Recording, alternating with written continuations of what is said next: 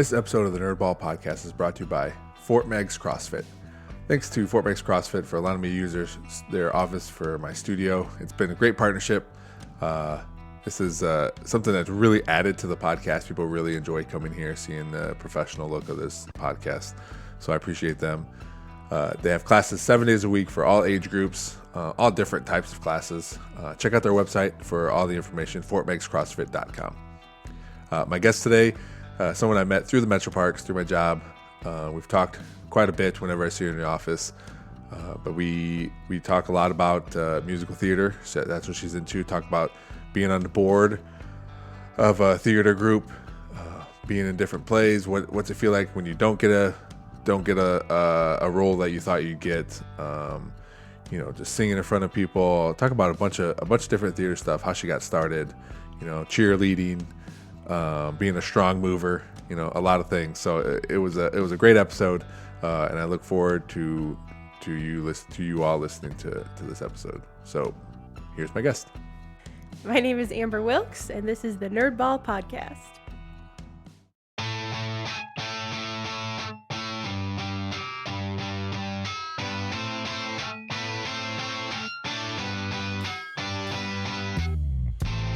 This is the Nerdball Podcast with Lorenzo Melcher.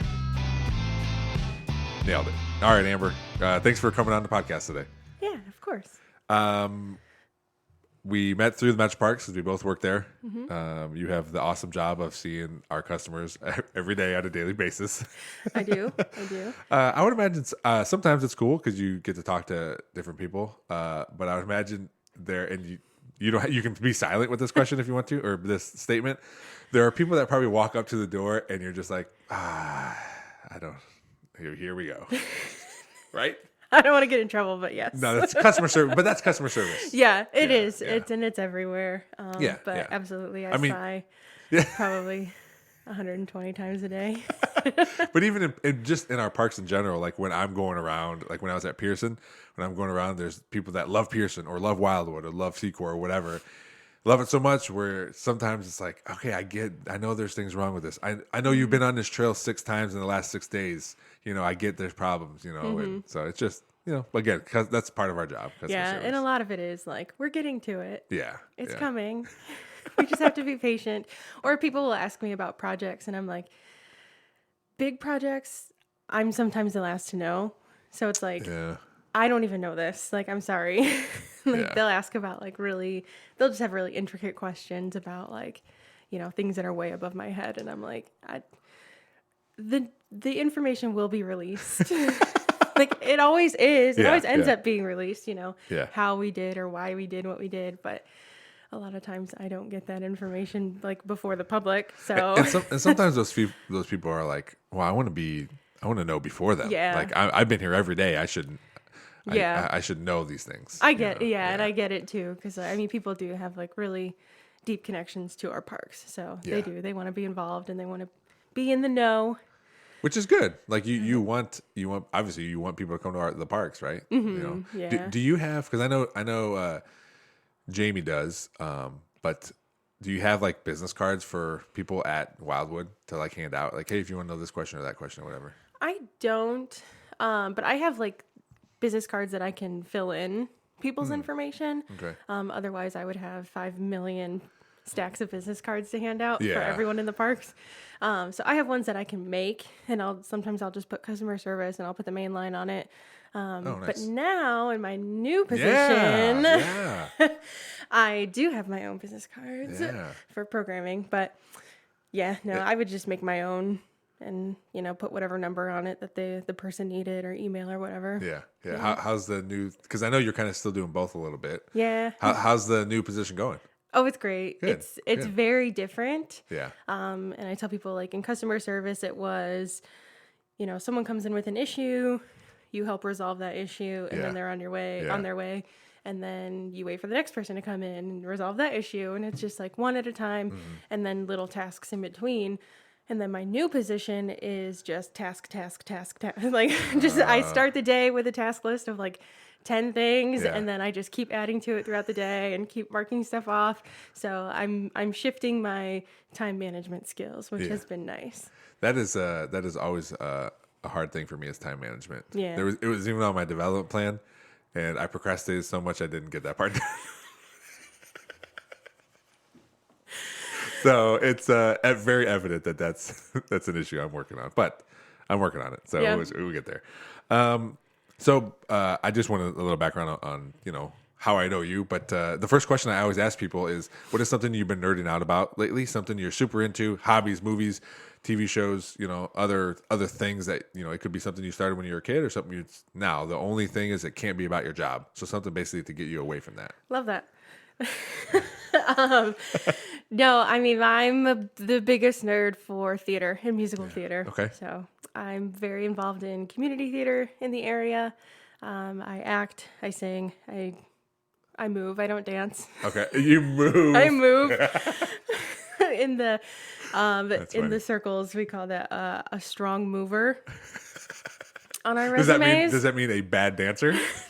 No. Oh, I'm just wondering. Not necessarily. Okay. No. That's funny. A strong mover. Yep, I'm a strong mover. All right. I have taught theater classes at the Toledo Rep before. I've directed kids shows. I'm a board member for Perrysburg Musical Theatre. Okay. Very new. It's only been 1 week. Yeah. Oh, nice. Yeah. Okay. But I'm very excited about that and getting to work with them.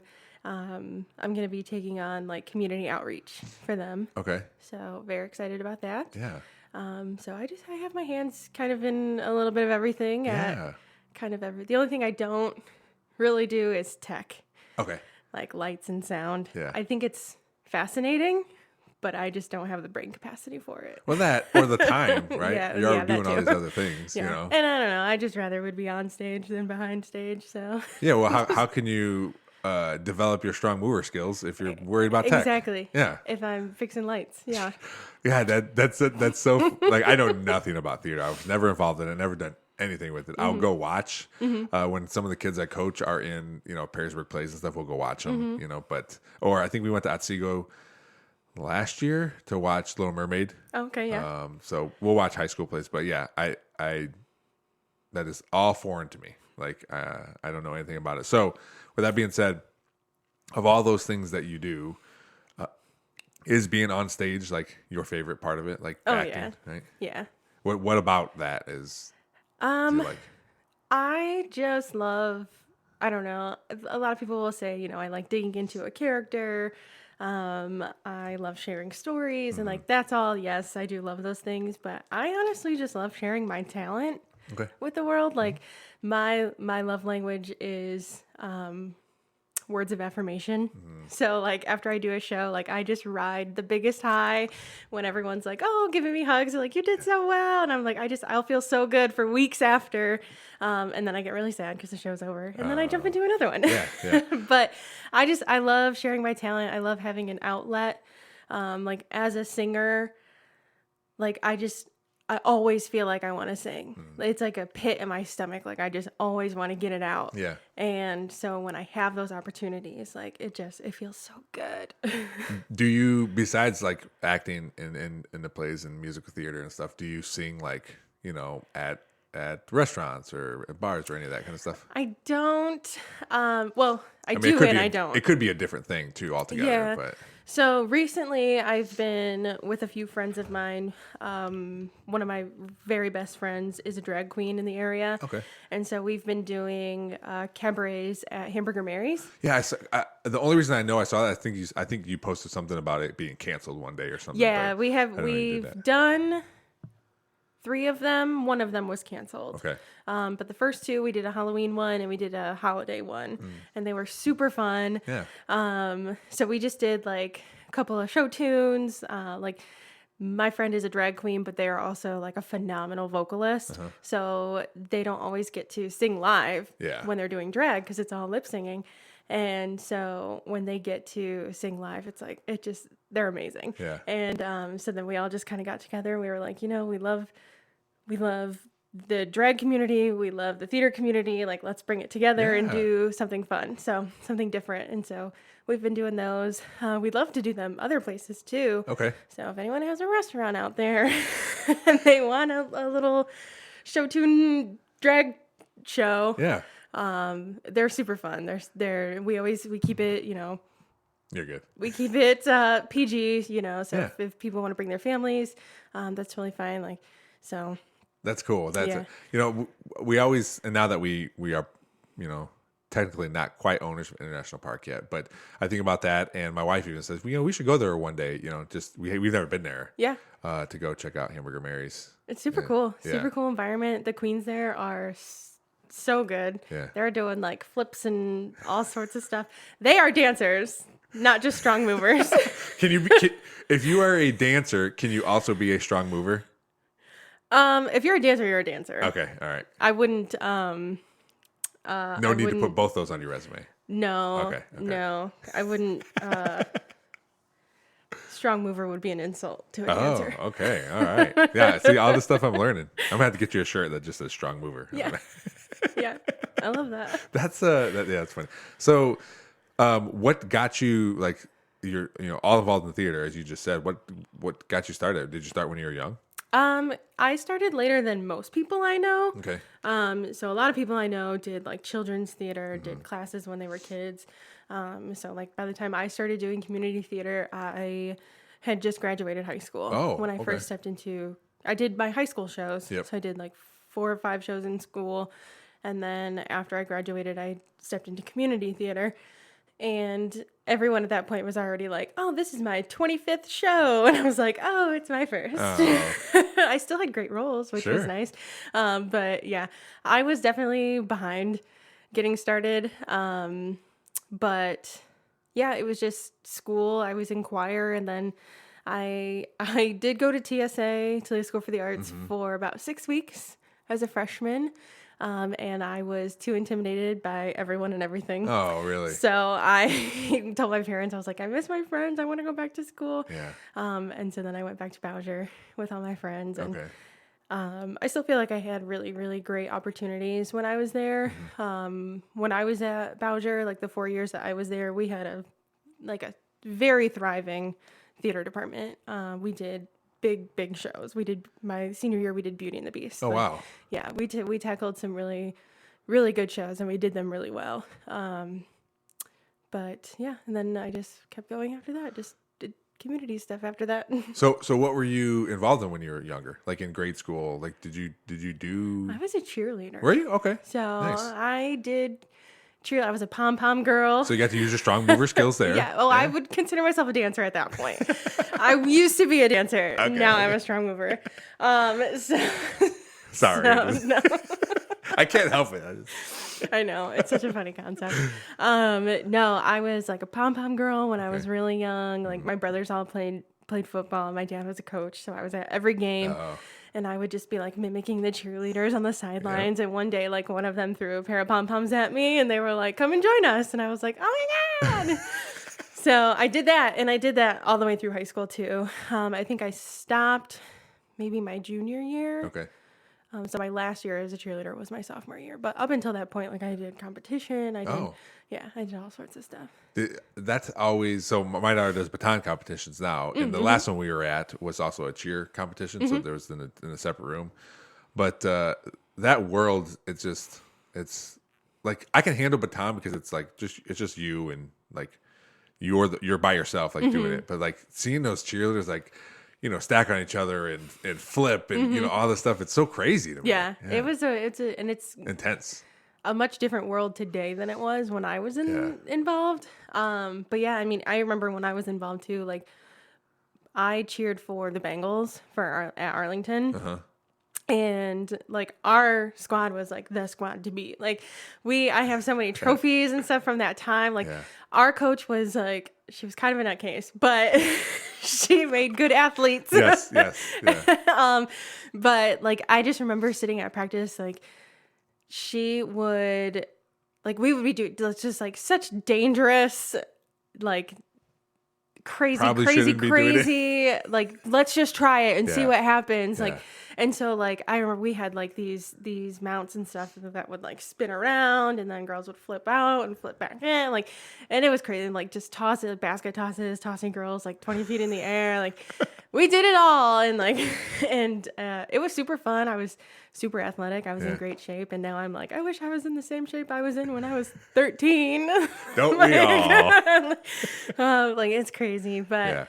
Yeah, that was and now when I do watch like clips of cheerleading competitions, I get so nostalgic. I'm like, sure, it was so fun. It really was. And like, but I feel like theater is still kind of like that. Like, we get to show off our skills, and so it's all showbiz. Yeah. What is some of you said you did about 4 or 5 plays in high school. Do you have a favorite one that you did? Was it The Beauty and the Beast, or was it something else? In high school, it probably was Beauty and the Beast. That was like my senior year. I got to play the wardrobe. Okay. So that was super fun. But yeah, probably that one. But like the really good stuff I got to do in community theater. When you before we started recording, you said you were nervous, and I think about it, it's like, well, it's just me. You know me. You're just talking, but you sing in front of all these people that are strangers, and you're nervous about coming out here. I know, it's the weirdest thing. Yeah. But my whole life has been like that. Like if it's an intimate setting, I'm terrified. Yeah. Absolutely terrified. Auditioning, I feel like I want to puke before I audition for things. Is that just because that's an intimate setting too? But it's because you, like, I would imagine you just want it so much, like it just plays into your emotions. You just can't. Hold them in. Yeah, that does happen. It's kind of crazy. Like I'll meet a lot of people who are like, "Oh my God, you're so talented! I can't believe you get nervous." And I'm like, really doesn't matter. Yeah. It really doesn't matter. also, I think I heard somewhere too, like if you don't get nervous, then you're probably you like to do it, but maybe if you don't get nervous, then you're not into it as much. Maybe you don't care if like what your happens. Heart's not in it. Yeah. I could see that. I mean, even professional athletes talk about how they get nervous during sporting or before sporting events and stuff. Yeah. But much like anything, like when I would do stand-up comedy, I was super nervous. As soon as I stepped out there and started talking, like it went away. Oh yeah. And I imagine the same thing for Absolutely. you, right? Yeah. Yeah. Especially on like show nights. Mm-hmm. I'll stand backstage and I'll jump around and try to get all my nervous energy out. And then as soon as I walk out there, I'm like, oh, this is like, I want to live out here. Yeah. Forever and ever. So when the lights hit you and the music is playing, it's the best feeling. What was you talked about it being your first show when you did community theater? What was that show? Do you remember? That show was Barnum. It's like circus Barnum? Yeah. Okay. Yep. And it was super fun. So I was a bunch of teenagers at that point. So I was out of high school, but I was still a teenager. So I was still doing teen shows. Okay. And so it was just like me and a bunch of my friends. And it was about the Barnum and Bailey Circus, how it came to be. Think like Greatest Showman, but like just a different version. Okay. A teen version? Yeah, it was different songs, different, kind of a different, mostly the same storyline, but it was so cool. We had these like 2 platforms with a tightrope that went across, and like one of my very best friends, Mackenzie, who is a professional actor down in Florida now, she got to like walk the tightrope every night, and it was like we always looked forward to it. Like it was the coolest thing ever. Like, so I don't know. There's just so many aspects of theater that people don't think about too. Things like that, like set design, and like there are some really cool things that you can do on a stage. Yeah. Yeah, well, even high school plays I go to, you get amazed about like what they can do. I went to a junior high play, and I was like, man, that's crazy. Insane these days. Yeah. It's so crazy. Like, I just feel like the technology is so advanced now. Like, I mean, that was a huge thing when I was in Barnum, was the tightrope. Yeah. Like, that was amazing to me. And now you can do like, I did a show in college where we pretty much built an entire house on the stage that like spun around, and like it was a whole house. Mm-hmm. It was crazy. And so, like there are so many things that you can do now, like projections to make like the show I'm doing now at the Toledo Rep. We haven't seen the set yet. We've only been rehearsing for 4 days. So, but they were talking to us. It's based on the painting Sunday in the Park with George, or I don't think that's the actual name of the painting, but that's the name of the show. But it's that George Seurat did pointillism paintings. Okay. And so it's the painting with like, it's set in the 1800s, and it's like all the people sitting at the park staring out at the pond. Okay. Or at the river, I should say. And so we are going to have like the painting projected at certain points in the show. So like it's actually like we play the characters in the painting. So like it'll be like us standing where we need to stand, but then other things will be projected. And like I can't wait to see what it is, because it's going to be so cool. But I mean, yeah, you can do incredible things. Yeah. When you first started doing community theater, was it because your friends were already doing it, or did you all say like, hey, we should do this together? So my group of friends, when I first started doing theater, were not theater people. Okay. We all did choir together. And then I just was like, hey, I want to try this thing. And I just went off and I auditioned for the school show, and then I made new best friends. I made new friends in the show. Those are my theater people. And then every show I do, I meet a new best friend. It's well, you spend so much time together, right? You really do. Yeah. You're either going to be good friends or you're going to hate each other. You know what I mean? Yeah, that's true. Thankfully, I don't think I've ever experienced hating a cast member. But no, I mean, every show I do, I gain at least one best friend that I spend so much time with, even after the show. Yep. So. Yeah, it's. I would imagine the worst part about that is meeting all these friends is eventually. Or maybe it happens a lot where you guys go for the same role too. Oh, yeah. That definitely happens a lot. And there's a lot of talent in Toledo. It's kind of insane. Yeah. We are like a crazy, weird hub of theater talent in the Midwest. It's kind of bizarre.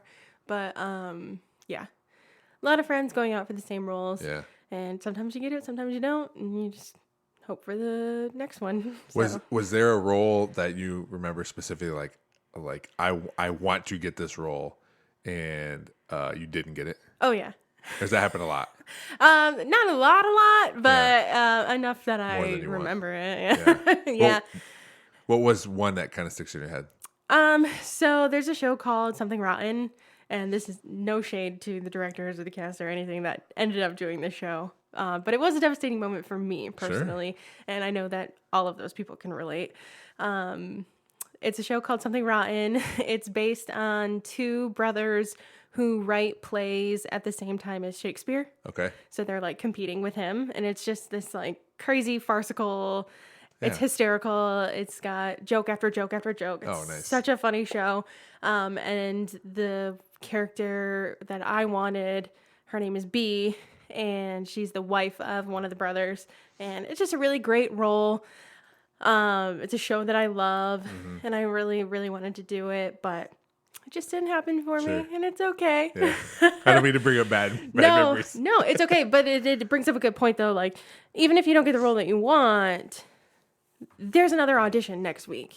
Almost always. And let's say with that particular role, are there times where they say, hey, we don't want you for B, but we think you'd be really good for this one?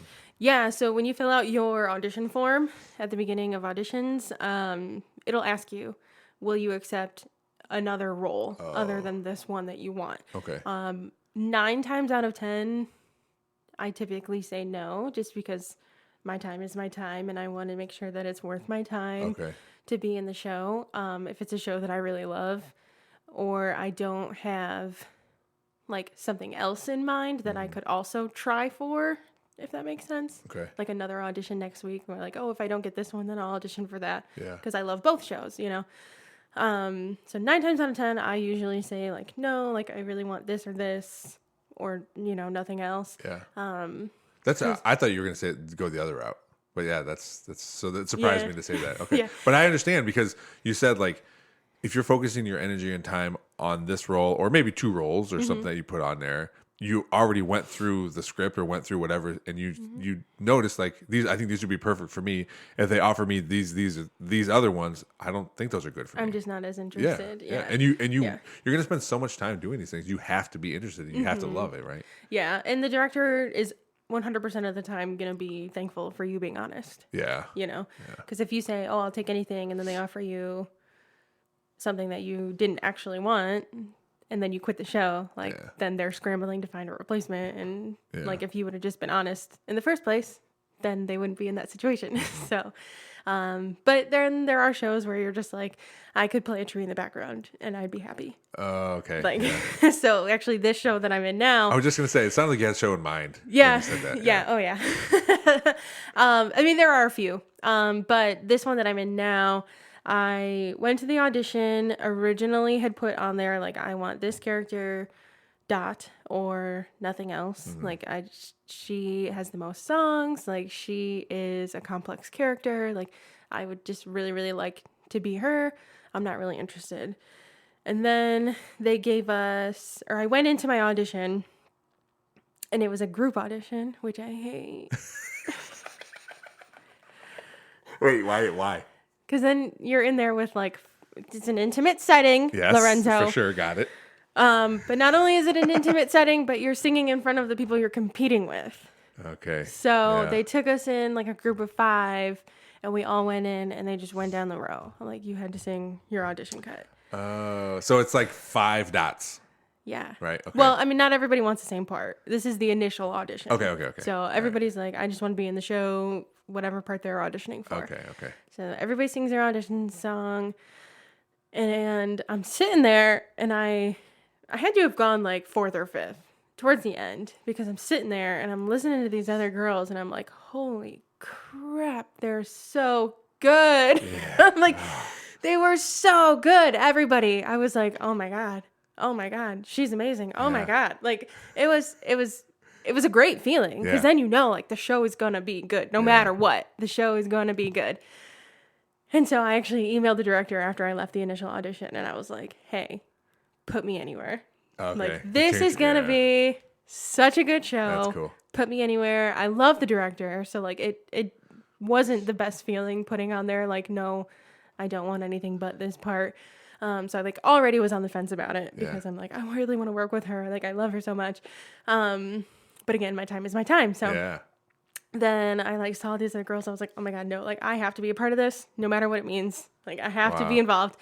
And so I emailed her. They called me back we actually had 2 days of callbacks, which is like, hey, we just need to see more from you for this specific role. So I got called back for a few things on one day.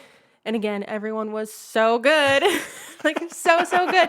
And you're just sitting there getting so excited, like just to be a part of it. And then the second day of callbacks was for Dot. And again, everyone was so good. And then like you start getting in your head and you're like, I really, really want it, but I'll be happy wherever I am. Yeah. Right. And then a couple of days pass and you're like waiting for the cast list. And you're like, oh my God. What's going to happen? Is it like they do? Well, I would imagine, is it emailed out now, or is it like, hey, show? They call you. Okay. They call you. Yeah. Like post it on the wall. Like, go check out like you're in 7th grade. Yeah. No, they call everybody individually, whether you made it in the show or not. They call you and they let you know what happened. So, but this was like, some auditions you go to and you just kind of get a vibe. You get a feeling like you either like are pretty confident that you got it. I'll never say you're 100% confident because you never know what's going to happen. But you're either like pretty confident that you got it, or you're pretty confident that you did not get it. Yeah. And this was like one of the very few auditions I've been to that I'm like, I have no idea who they're going to give it to. Oh, really? Like, I have no idea. Everybody was so good. I had no idea. Yeah. And then they called me and they offered me Dot. Yeah. And I was so excited. That's awesome. So I get to play Dot in Sunday in the Park with George. And Dot is George Surratt's lover. Okay. So it's very complex. She's all over the place. He's a struggling artist. I think he has some narcissism issues. He's very into his work. Yeah. He says some pretty damaging things to her, and she still is just like, but I love you so much. I want to be in your life. I hate that I have to fight with your artistry for your love. And but it's going to be really cool. Nice. And we actually, a bunch of us get to play multiple characters because it jumps in time to the 80s to like his great grandson. Oh, okay. Maybe his grandson. I don't know. I can't figure out the timing. We've only had 4 rehearsals. It's all right. I'm not judging. So I know the first act very well. Second act is still a little fuzzy. So yeah, it jumps in time, and so then I play George and Dot's granddaughter. Oh, okay. And then the guy who plays George plays then her grandson. Okay. So it's like, I don't know. That is a cool thing though, like to be able to like, hey, we're doing this character, but really I get to do a couple characters. Yeah. It is. It's really, really neat. And the 2 characters that I play are very different. So yeah. Like my second character is like, she's stronger. She's an old lady. So I get to like do all the makeup and be a little old lady in a wheelchair. But she's strong. Like she has her opinion. She knows what she thinks. She knows, she knows who she is. Even when people doubt her, she's like, nope, you're wrong. I know who I am. So, and then Dot is just very much not that. She's still figuring herself out. Yeah. So it's a lot of fun. That's cool. Yeah. When is that show supposed to come out? Do you know? It's June 9th through the 23rd, I believe. It runs for 3 weekends.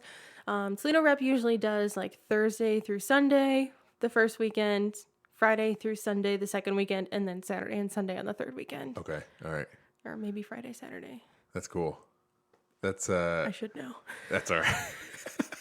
It's on the website, ToledoRep.org. Yeah.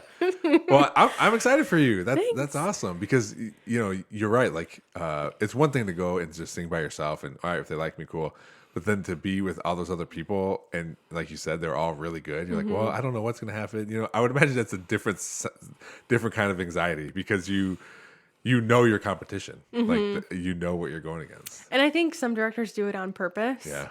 Because they're like, I want to see how you react, how you respond to this, and how, when you're under this pressure, how well or how not well you do. So, yeah, it's interesting. Yeah. But, well, that's cool. I can't stop smiling. I'm glad because just even hearing that story, like leading up to it, my whole time in my head, I'm like, I hope she gets it.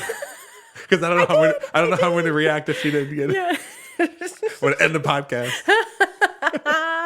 No, that's great. It awesome. is. And you said you just started rehearsing. We did. Yep. So we had Monday through Thursday of last week. We did music, and it sounds amazing.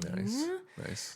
There's actually so I don't have any clips of us singing, but so it's a musical by Stephen Sondheim, who is a massive composer. He recently passed away last November, and for him in New York City, like a ton of Broadway stars came together in Times Square and they sang Sunday in the Park with George. Or I think the song itself is just called Sunday. Okay. And it's beautiful. So if anybody ever wants to hear that song, then look up that version of it because it was like 2 days after he passed away. Everybody came together like just for him and sang the song. And it was so beautiful. That's cool. So beautiful. Yeah, it's something I don't know anything about. So it is cool. I remember my dad taking me. We lived by Rogers High School growing up, and for whatever, I don't know if my dad knew somebody or knew like a friend of his that had kids in the play, but we would go to Rogers High School to watch their plays. And I remember like a murder mystery one, and it sticks in my head because there was like it had to feel like an eternity for the actor, but where he didn't. It was just silent because no one like knew. I don't know who it was that didn't know their line. But it was probably only like 10 seconds. I've done that. Yeah, but everyone's just like waiting, but it stuck in my head. Like it was, but it was a cool play too. It was a murder mystery type thing. That's cool. But we went to see. I think every year my mother-in-law and my wife go to see Phantom of the Opera. Oh yeah. When it's at the Stranahan. Yeah. My son was really into Hamilton. Yeah. Like he listened to the music, so we took him to go see it, which was awesome too. Yeah. And like to see him because he's I think he was 11 then too, but like to see him like and then like mouthing the words and stuff, like and even I was super excited. But at one point when I started working at Providence is when I was listening to it, but I'd only listened to like 30 minutes of it. So that's the only music I knew. I just know the opening song. The only words I knew. Yeah, that's the only words I knew. So then after like the intermission, we came back and I'm like, I don't know any of this music, so it wasn't as entertaining to me because I'm not super into musicals, But it was still a really cool thing to see. And that's a good one too. Lin-Manuel Miranda is super smart. He does his best to make his shows accessible.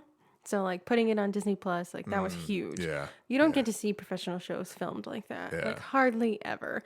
So the way that he is like, no, I'm gonna make sure that the 11-year-old in Toledo gets to see my show. Yeah. Doesn't have to pay $400 for a ticket to see it in New York City. So I just love that. And I mean, even just the way he writes his shows makes them more accessible, because I think there's maybe one scene in the whole show that's not on the recording. Oh, you can listen to the recording start to finish, and that's pretty much the whole show. Got it. Okay.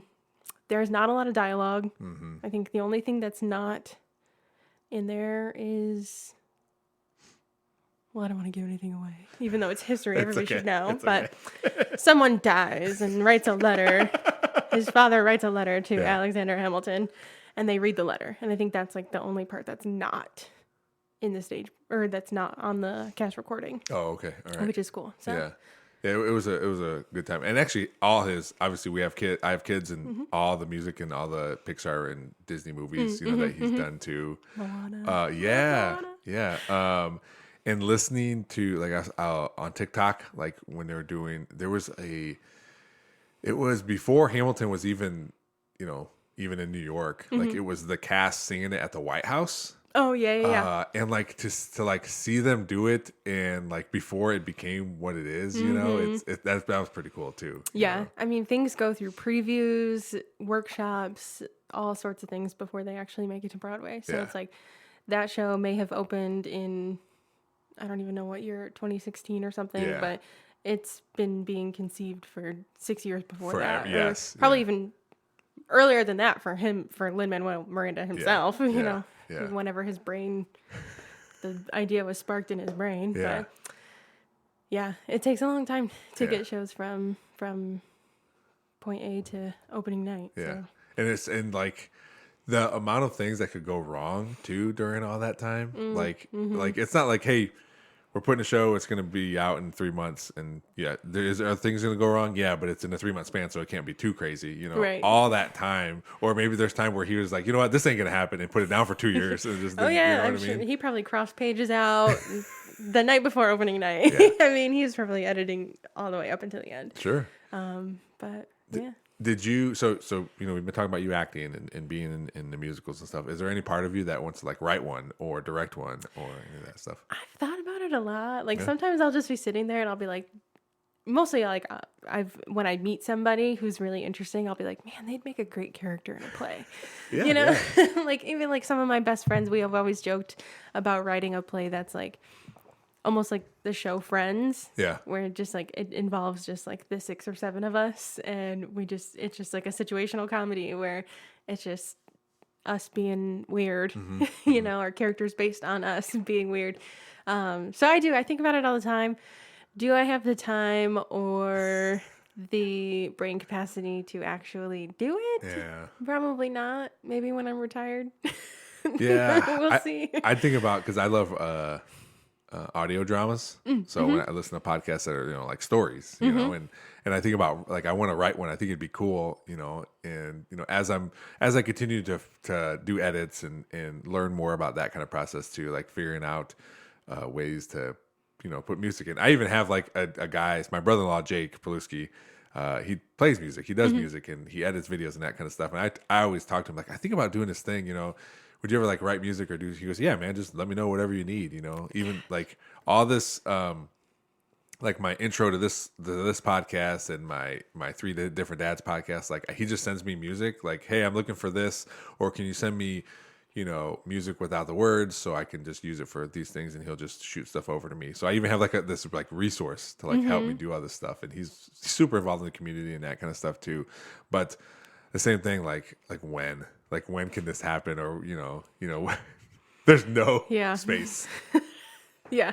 I've been using the term brain capacity a lot lately because with my new job, I'm like, I just don't have I just don't. It's very limited. It's very limited. It's limited. Not even that sounds insulting for me to tell you about your limited brain, but it's limited in the fact that I'm limiting the amount of stuff that's going in. Yeah. Because I can't take any more. I can only handle so much. Yes. Can't take it anymore. No. No, and I'm learning that about myself. Like, I feel like brain capacity is very much a real thing, and it's something that I really need to keep a hold on. Well, it's good to recognize that, too. Yeah. Otherwise, you're just going to be getting involved in too much, and something bad's going to happen. Exactly. You know? Yeah. I do that. Not anymore. Amber, you're going to snap and jump in your sinkhole. No, not my sinkhole. For people who don't know, I just saw your posts, and I love the first one where you said, I don't need comments for people saying, this is home ownership, because you just recently bought a house. I did. And then I saw the recent one where it turned into a sinkhole. It caved in. Did it really? It caved in. So there are 3, technically. Do you know what the underlying issue is?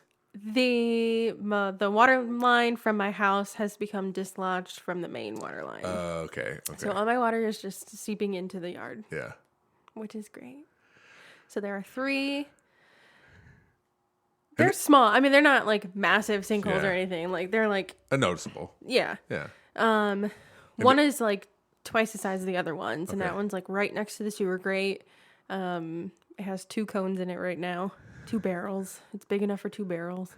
But that's the first one that we noticed, because you could literally see like the grass was like sloped down. Yeah. Okay.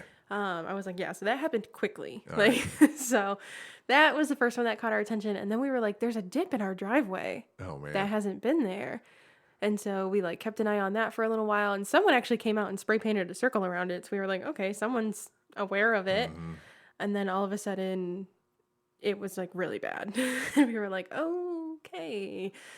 So we called Engage Toledo, and they came out and put more barrels out. And then just yesterday we went out, my friend came over and she was like, I want to see your sinkholes. I'm like, okay, come on over. Yay! So we came over she came over and we took her down to the end of the driveway, and the one in the driveway had caved in, and you can see the ground is just like hollow under my driveway. So I pulled out of the driveway this morning. I will not be pulling back into it. Yeah. So I'm just going to park on the side street and call Engage Toledo again today and see if they can come out. Do you know there are, because I've owned a home for a while now, and there are, fortunately and unfortunately, there are things that as a homeowner, like, you're going to have to pay for it. Mm-hmm. And hopefully this isn't one of those things. But I also, and it could be a scam, I don't know, but I also sign up for like protection for like outside lines for gas, water, in case something were to break. There's a certain point where it comes out of your house and you're responsible for it, like, up to wherever. Point, yeah. I don't know what that is. I've never had to deal with it. It sounds like that's what you're dealing with right now. Yeah. So hopefully it's just like, hey, the city's going to come out, repair it, and you're going to be done. That is kind of the conversation that we've had with everybody that we've talked to so far about it from the city is like, oh yeah, this is city property. We'll take care of it. Yeah. But part of me is still like, yeah, we'll see. I'm sure something's going to fall on us because that's home ownership. I hate that phrase so much. I'm sure you heard it a lot when you had your carpet fiasco. Oh gosh. Carpet. Oh my gosh. Yeah. We got gutters now. So. But all of that, yes, is it sucks, especially when bad stuff happens. But there's also things like you learn about, or like, oh, we should have had this protection, or should have done this, and now we know, or or maybe there's things that you're like, oh, I can fix that, and you YouTube it and learn how to do that kind of stuff. So yes, home ownership sucks, but I think there's a lot more good things than bad things. You're just right now it just sucks because you're going through a pretty rough spell. And I feel like, yes, listeners, it was a very hard shift from theater to sinkholes, but I just... That's just my life. Yeah, that's all right. We keep it interesting over here. So we'll take it back to theater now. We'll leave your sinkholes be. But when you are in a play, like now, is there ever any times where you're like, hey, I'm in this one, but I'm also in this one?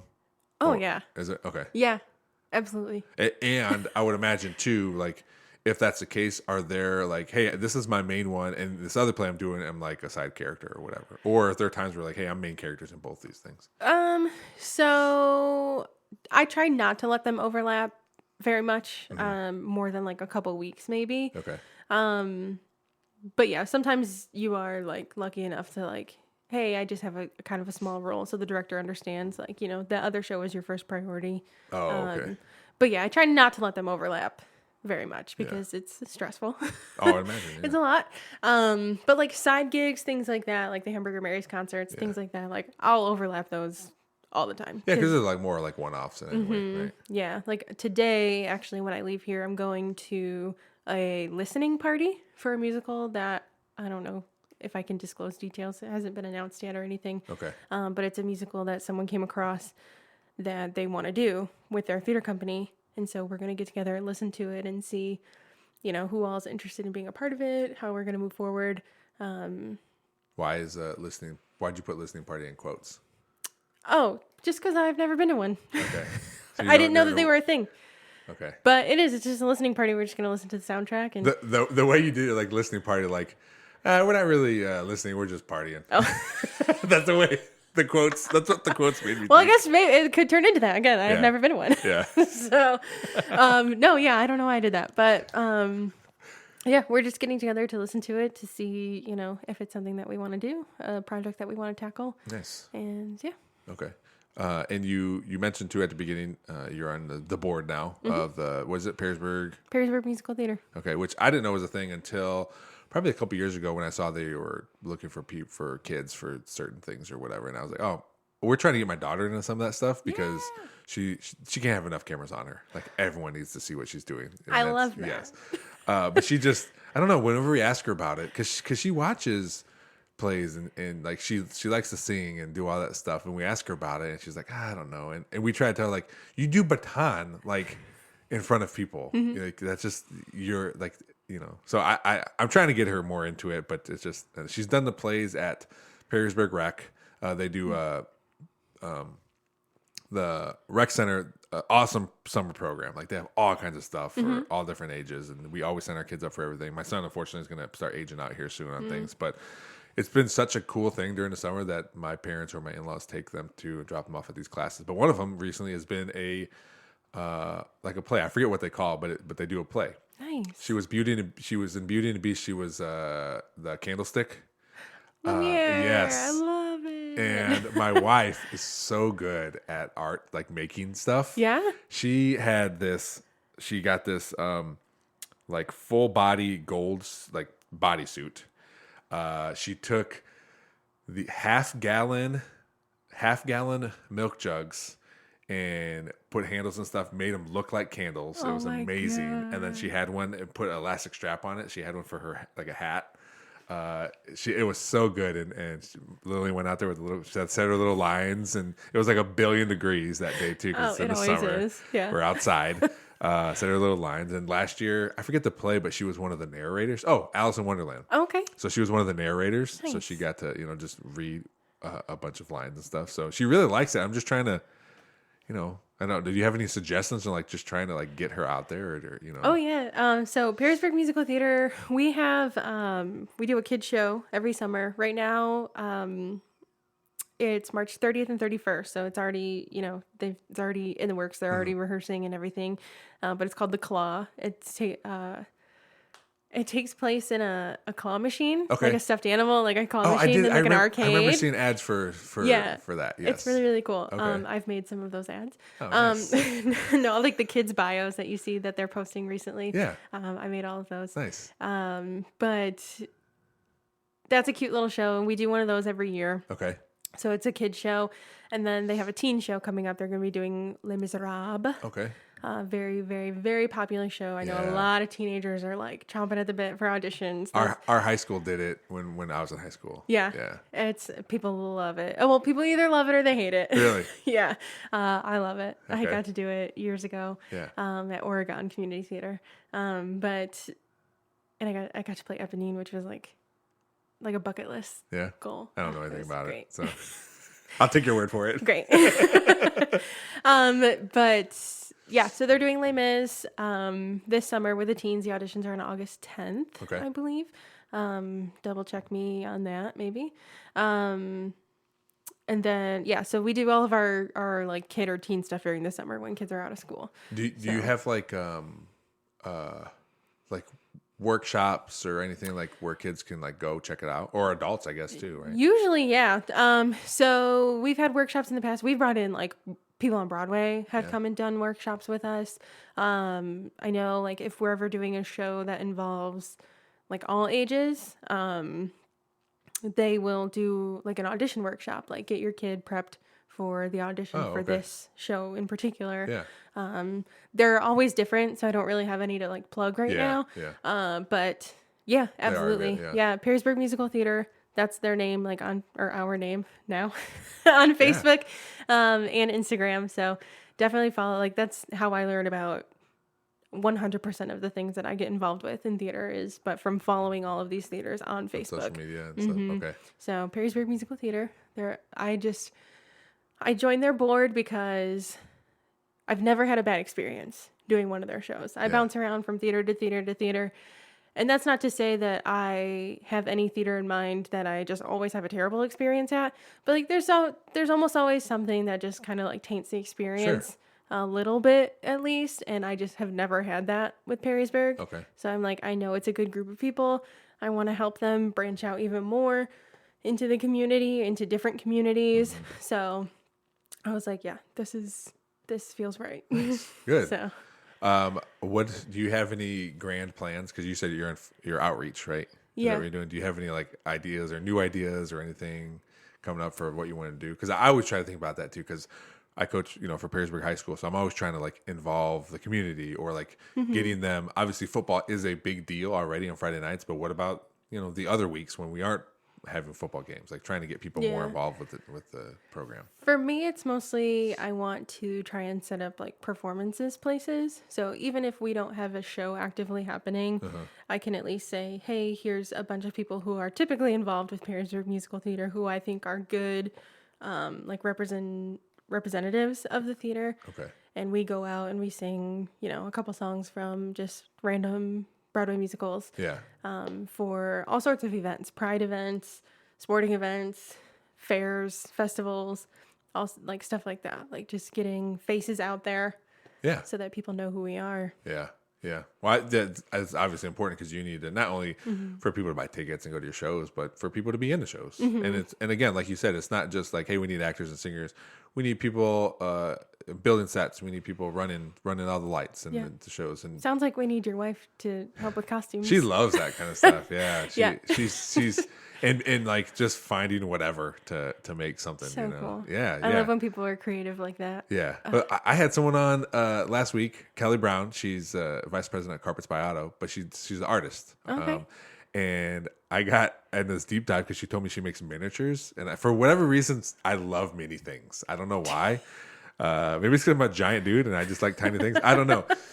But I went on her website and like all these like little foods and like tiny cake and pie and like all these things. Like it's the same thing. Like she uses like whatever materials, that she finds. It's just a cool thing, you know. Much like what you're doing. Like it's something I've never even thought of doing myself. Everyone, don't get me wrong. When I'm in the shower singing Hamilton, I'm like, maybe if they do this in a few years, I would try out, Yeah. But it's just not, something I think about on a regular, like to like, hey, this would be cool to do, you know.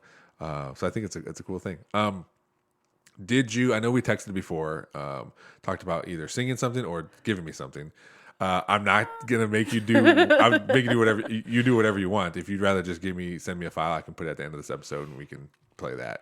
Yeah, I'll probably grab a file for you because I would rather it be like showcase the cast as a whole and not just me. Okay, so that's fine. Yeah. Just send it to me. We'll talk about it afterward, but send it to me. We'll definitely play it at the end, and I will make sure to put like the social media for Perrysburg Theater and any other websites you want me to put on. I can put it in the show notes. Of links. Yeah, I'll put them all in the show notes. People can click on them, check them out. I know at the beginning you were nervous about like making sure to. Is there anything else that you wanted to talk about? Because I want to make sure coming on here. Obviously, you do me a favor. I want you to be a guest on here. I want you to say everything you want to say too. So the only other thing that I actually want to mention is not theater related at all. Okay. We already talked about sinkholes though. We did talk about sinkholes. Yes, that's covered. The other major event that's happening for me soon. Oh, shoot. I already forgot. Oh, no, I didn't. I know the date. April 16th, we are hosting a 5K at Ottawa Park in Toledo. It is in remembrance of my sweet, sweet nephew, Christian, who passed away in 2018. So, yeah, we do it every year. It's just my family kind of hosts it. I was going to ask you said we, but okay, your family. Yep, right. Just my family hosts it. And, it's called the Little Hero 5K. It's on Run Sign Up on the website. So if anybody wants to come out and join us. Yeah, for sure. Like I said, send me that link too. I'll stick it in the show notes for you. Yeah. Mm-hmm. That's awesome. Thanks again for coming on here. But I say it all the time, and people probably get annoyed for the 3 regular listeners I have. But like my favorite, I have 2 favorite interviews, and mostly everyone that I talk to. Like I just like having people on here talking to them. People I know zero about, which was this Kelly Brown that was on last week, are fun because I can ask super basic questions and get all these answers. And people, and it seems weird, but people I know a little bit about. Yeah. Because I know you, I'm more comfortable like joking with you and more comfortable like asking stupid questions and that kind of stuff. So no such thing. Yeah. So it makes me like a better interview because I can ask whatever I want because I know we're comfortable with each other. We've talked quite a bit, so it makes it a little easier. So this was a great episode. Again, I'll have a bunch of links in the show notes for people to click on and check out certain things. Whatever you want me to throw in there, I will. This is awesome, Amber. Thanks for coming on. Yeah, of course. Anytime. Thanks again to Amber for coming on the Nerdball podcast today. It was great learning more about her and all the musical theater she does. It was interesting because I don't know anything about it, like I said in the episode.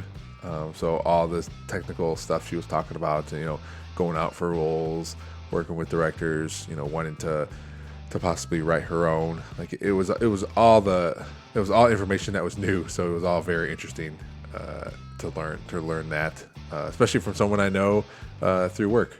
So sometimes all we know about a person is when we meet them at work. All we know about this person is what they do. So it's cool to learn outside of work, what they're into and what their hobbies are. So thanks again to Amber for coming on the podcast. Again, check out the show notes for all the different stuff she's involved in, all the different plays, and you can see and you can find out information if you're interested in joining any of these community theater groups.